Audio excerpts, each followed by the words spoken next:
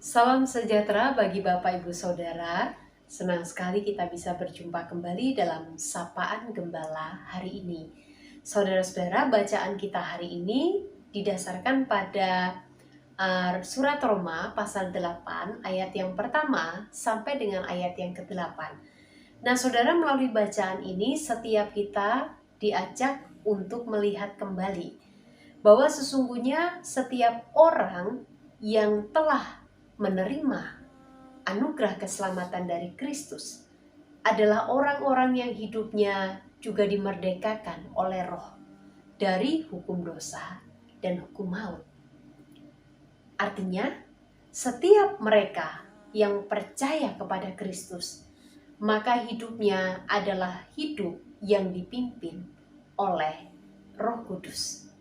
Nah, saudara, yang menariknya lagi, ayat yang kelima dari bacaan ini memberikan kepada kita sebuah perbandingan yang menolong kita untuk bisa mendeteksi gitu ya, dan sekaligus merefleksi hidup kita. Saya sebenarnya hidup yang seperti apa nih? Apakah saya sampai hari ini ternyata masih hidup menurut daging, belum hidup menurut roh? Artinya, hidup menurut daging adalah hidup yang memikirkan hal-hal yang dari daging. Kalau ternyata hari ini kita masih menjadi orang yang egois, kita masih menjadi orang yang sombong, di tengah keluarga kita justru tidak menjadi berkat tetapi justru menjadi batu sandungan. Di tengah komunitas kita juga tidak menjadi berkat karena kita sibuk gosipkan orang sana dan sini. Lalu saudara, ada banyak hal yang kita lakukan, semuanya tanpa kita sadari ataupun kita sadari, selalu berpusat pada diri kita sendiri. Saudara, Alkitab mengatakan bahwa sebenarnya kita masih hidup menurut daging.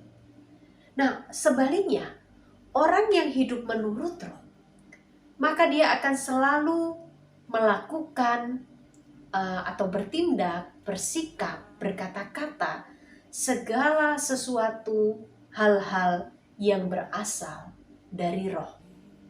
Atau sederhananya, segala sesuatu yang dia pikirkan, yang dia lakukan, yang dia katakan adalah hal-hal yang berkenan di hadapan Tuhan.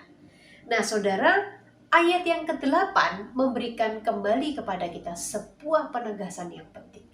Dikatakan mereka yang hidup dalam daging tidak mungkin berkenan kepada Allah. Jadi saudara, orang yang hidup menurut Roh Kudus, pimpinan Roh Tuhan, maka hidupnya pasti berkenan di hadapan Tuhan.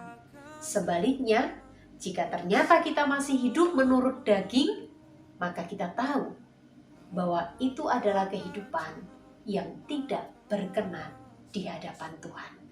Saudara, mari kita mendeteksi sekaligus merefleksi kita ada di yang mana.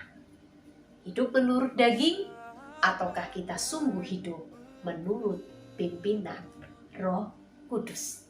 Kiranya Tuhan memberkati dan menolong kita sekalian.